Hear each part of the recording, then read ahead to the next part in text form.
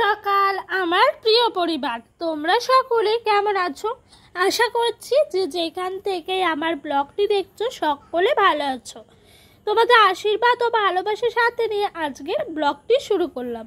আজকে হলো রবিবার আর এখন বাজে ঘড়ির কাঁটায় ঠিক সকাল 7টা। ঘুমের থেকে উঠেছি অনেকটাই, মানে ঘুমটা ভেঙে গেছে অনেক সকাল সকাল। কিন্তু কি জানো তো, ওই যে ডোডো ছাড়তেই চায় না, ও অনেকটাই রাত করে ঘুমোয়, তো তাই ভোরবেলার দিকে না ঘুম ভাঙলেও চোখে কিন্তু ঘুম থাকে, তাই আমাকে উঠতে দেয় না। সেই কারণেই যেন প্রত্যেক দিন ঘুমের থেকে উঠতে এখন লেট হয়ে যাচ্ছে। তো আর কি করব, তাই না বলো? তড়িঘড়ি করে সংসারের সমস্ত কাজকর্মে হাত দিয়ে দিয়েছি। তো ওই দিককার বাসি কাজকর্ম মোটামুটি সারা হলো, তারপরে এদিকের উঠানটা ঝাঁট দিয়ে দিয়েছি। আর এই দিককার উঠানটাই দেখেছো কত শ্যাওলা জমেছে, কালো কালো ছোপ ছোপ হয়ে গেছে। এদিকের উঠানটা সেরকম ভাবে ঝাঁট দেওয়া যায় না, কেন জানো তো? এই উঠানটা হলো আমাদের বাড়ির সব থেকে নিচু জায়গা। তো এখানেই মানে পুরো বাড়ির সমস্ত জলগুলো জমা হয়ে থাকে, সেই কারণেই যেন এই দিকটাই না অনেক দিন অবধি কাদাটা থাকে, শুকোয় না, সেই কারণে ঝাঁটও দেওয়া যায় না।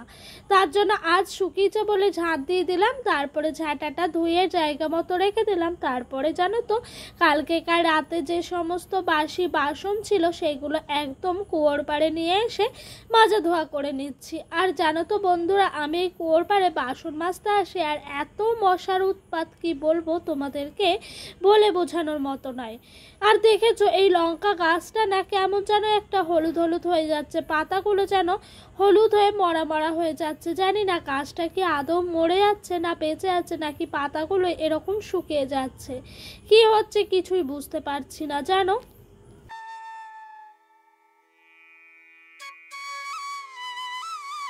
জানো তো, সকাল সকাল ঘুমের থেকে উঠলে বেশ কাজগুলো সকাল সকালই হয়ে যায়।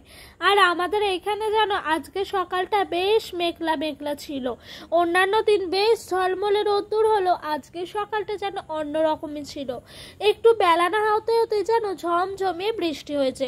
অবশ্য ভাদ্র মাসে এরকমটাই হয়, এই বৃষ্টি এই রোদ্দুর এরকম করেই ভাদ্র মাসটা চলে। এরই নাম কিন্তু হয় পচা ভাদ্র। যাই হোক, এইদিকে চলে এসেছি, বাসন মাজা হলো, এবার ধুয়ে নেব। তার জন্য কিন্তু আমাদের এই কুয়োর থেকেই জলগুলো তুলে এক জায়গায় জমা করে রাখছি, এরপরে বাসনগুলো ঝটপট করে ধুয়ে নেব।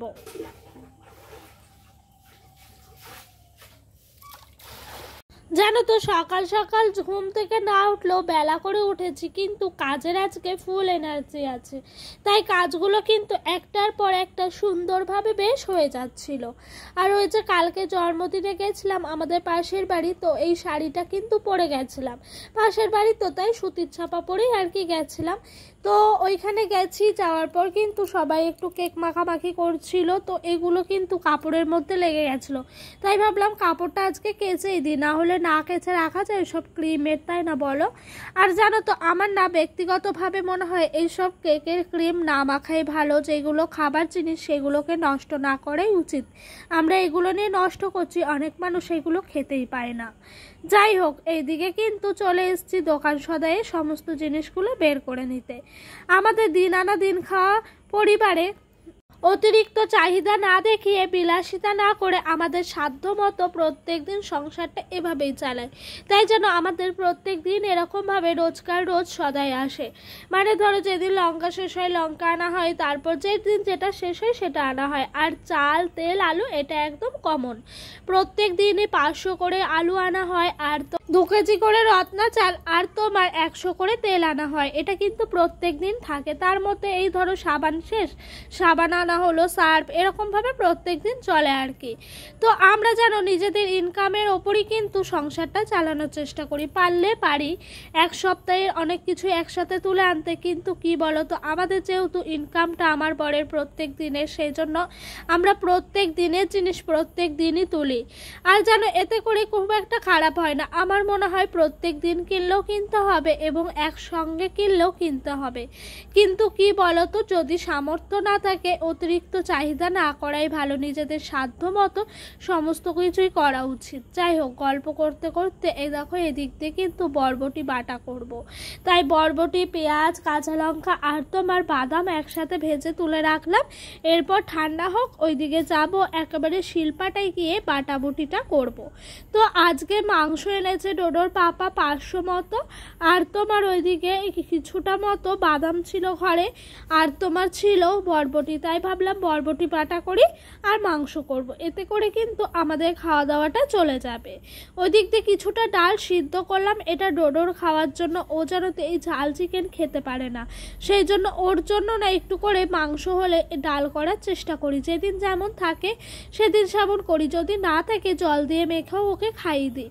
আমরা যেরকম সেরকমভাবে আমরা চলতে ভালোবাসি, তার জন্য জানো তো ওকেও আমাদের মতো করে চলার চেষ্টা করি। জানো তো প্রত্যেকটা মানুষকেই কিন্তু সব কিছুর সঙ্গে মানিয়ে নিতে হয়, এবং এটা যেন ছোট থেকেই মা বাবাকে তৈরি করা উচিত। এবং আমি করছি বলে যে তোমাদের বলছি সেটা নয়, আমার মনে হয় যে আমার ছেলে সমস্ত কিছুতে মানানসই হতে পারে। ও যেমনি মিনিকেট চালের ভাত যদি খেতে পারে, তেমনি রেশনের চালেরও ভাত খেতে পারে। পরিস্থিতি মানুষকে কখন কোন জায়গায় নিয়ে দাঁড় করায় সেটা কিন্তু কেউ বলতে পারে না।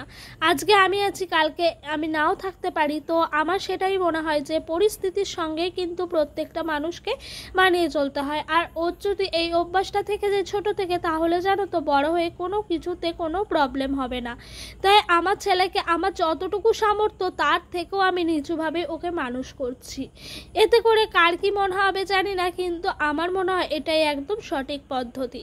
যাই হোক, এই দেখো মাংসটা কিন্তু কষিয়ে নিচ্ছি ভালো করে। আর এটা দেখে মনে হচ্ছে না কোরিয়ান চিকেন। আমার জানো তো কোরিয়ানদের চিকেনগুলো দেখতে হেভি লাগে, ফোনে ভিডিও দেখি তো ওরা তো ধনে পাতা দিয়ে বেশিরভাগ করে কোরিয়ান চিকেন। তো আমি জানো তো কাঁচা লঙ্কাটা আজ বেশি পেস্ট করে দিয়েছি, সেই কারণে কিন্তু ওদের মতো সবুজ সবুজ দেখাচ্ছে চিকেনটা। এখন লাস্টে লঙ্কার গুঁড়ো দিয়ে কিন্তু আমি ম্যানেজ করে নেব। আর আমাদের প্রত্যেক রবিবারে যে বাঁধা ধরা চিকেন হয় সেটা নয়, কিন্তু মাঝে মধ্যে প্রত্যেক রবিবারই হয়, আবার মাঝে মধ্যে রবিবার করে আনাও হয় না। মানে বললামই তো, আমাদের যখন যেরকম তখন সেরকম হয়। আর এই দেখো এইদিকে চলে এসেছি বাদাম, বরবটি, পেঁয়াজ, কাঁচা লঙ্কা একেবারে বাটাবুটি করে নিতে। আর এটা খেতে এত টেস্টি হয় কি বলবো। আজকে যেন আমার চিকেনের থেকেও এটা সত্যি বলতে সত্যি ভীষণ ভাল লেগেছে। আমার মনে হচ্ছে চিকেন দিয়ে ভাত খাবো না, তবু এটা দিয়ে খাই। অবশ্য আমরা গরিব মানুষ বলে আমরা গরিবের মতনই খেতে জানি। আর এই খাবারটা না সত্যি গরিবদেরই খাওয়া, মানে এত টেস্টি হয়, কিন্তু এক থালা ভাতও খেয়ে নিতে পারবে। আবার মানুষের কাছে খুব একটা বড় খাবার বলেও বিবেচনা করা হবে না। যাই হোক, অনেক কথাই বলে ফেললাম, চলো ভালো করে কিন্তু বেটে নিই। আর এই তোমার বরবটিটা না একটু মানে আঁশ আঁশ টাইপের থাকে, তো সেই কারণে জানো তো 2-3 বার করে বাটলে পরে ভালো মিক্স হয়।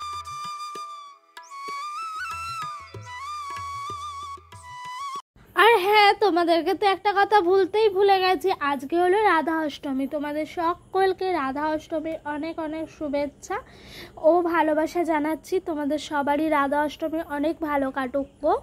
এই দেখো তোমাদের সঙ্গে গল্প করতে করতে এই দিক দিয়ে কিন্তু চিকেন থেকে জল বেরিয়েছে, দেখেছো? এক ফোঁটা জল দিইনি, ঢাকা দিয়ে দিয়ে করেছি, তো এতে করে কতটা জল বেরিয়েছে চিকেন থেকে। আমি তো এরকমভাবে মানে প্রত্যেক দিন তো ধরো একটু চড়েই দিই, তারপরে আস্তে আস্তে কষাই, এতটা জল বেরোতে দিই না। কিন্তু আজকে এতটা জল বেরিয়ে গেছে দেখে সত্যি ভাল লাগলো, মনে হচ্ছে যে না চিকেনটা হয়েছে মোটামুটি। আর এইদিকে একদম গ্যাস কমিয়ে ওইদিকে চলে গেছিলাম মশলা বাটতে। মশলা বলতে তোমার ওই বরবটি বাটা করতে। আর এই দেখো এই দিক দিয়ে আবারও ঢাকা খুলে কিন্তু নেড়ে নেবো, বারবার করে নেড়ে চেড়ে নিচ্ছি। আর এক ফোঁটাও জল দিইনি, জানো তো চিকেন কষানোর সময় জল দিতে নেই, এমনিতেই জল বের হয়। অবশ্য মশলা কষানোর সময় আমি একটু জল দিই, যখন মশলাটা কষাই চিকেন দেওয়ার আগে, তখন কি হয় বলো তো, মশলাটা না হলে ধরে যায়, তারপরে পোড়া পোড়া লাগে, সেই জন্য একটু হলেও জল দিয়ে দিই, তাতে করে কিন্তু ভালোই হয়ে যায়। যাই হোক, এদিক দিয়ে চলো চিকেনটা ঢেলে নিই। আর আমার জানো তো ভীষণ ঠান্ডা লেগেছে, তাই হয়তো কথাটাও একটু অন্যরকম লাগছে। যাই হোক, তোমরা কিন্তু বানিয়ে নিও। এই দেখো, এদিক দিয়ে দুধও জাল দিয়ে দিয়েছি।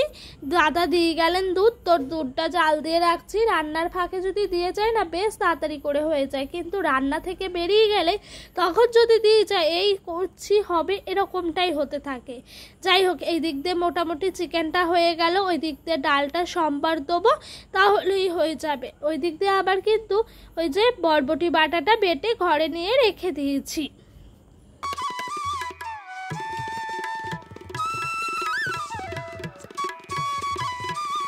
আর এখন বেলা কটা বাজে জানো? এখন বাজে 1:45। এখনো অবধি ডোডোকে স্নান করানো হয়নি, ভীষণ তাড়াহুড়ায় রয়েছি। যাই হোক, এরই মাঝে ডোডোকে স্নান করিয়ে ঘুম পাড়িয়ে দিলাম। আমিও নিজে স্নান করে খেয়ে দিয়ে নিয়েছি, তারপরে চলে এসেছি আমার বাড়তি কাজ করতে। আর জানো, সংসারটা যেহেতু আমার দিন আনা দিন খাওয়া, তাই নিজের মতো করে সংসারটা প্রতি মুহূর্তে গুছিয়ে রাখার চেষ্টা করি। এগুলো হলো নারকেল গাছের বাগড়া। তো এই বাগড়া থেকে কিন্তু পাতাগুলো কেটে নিচ্ছি। আর যেন নারকেল গাছের কোনো কিছুই ফেলা যায় না। এই যে পাতাগুলো কিন্তু তোমার কাঠিগুলো বেরোবে, তারপরে পাতা বেরোবে, সেটা আমরা জ্বালানি হিসাবে ব্যবহার করব। তারপর যেই বাগড়াটা থেকে ছাড়াচ্ছি সেই বাগড়াটাও কিন্তু জ্বালানি হিসাবে ব্যবহার করা হয়।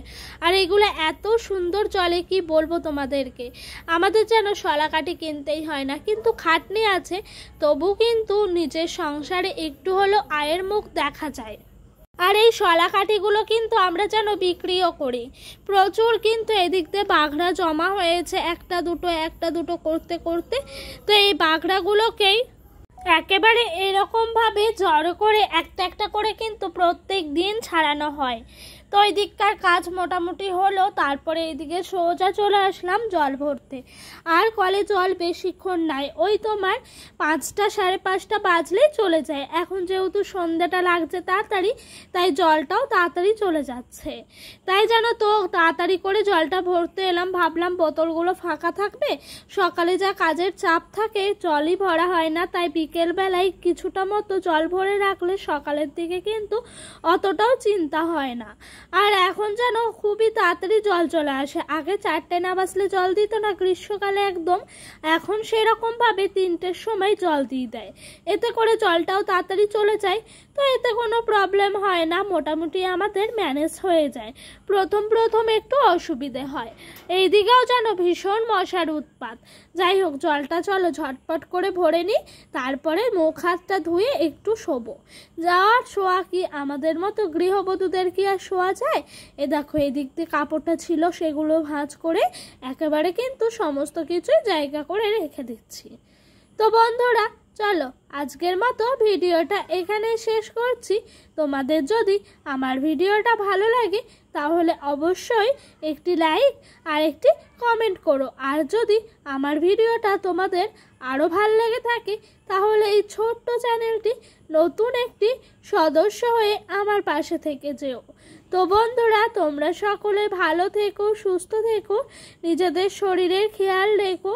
দেখা হবে তোমাদের সাথে আবারও নেক্সট ব্লগে। বাই, দেখা হচ্ছে আবার।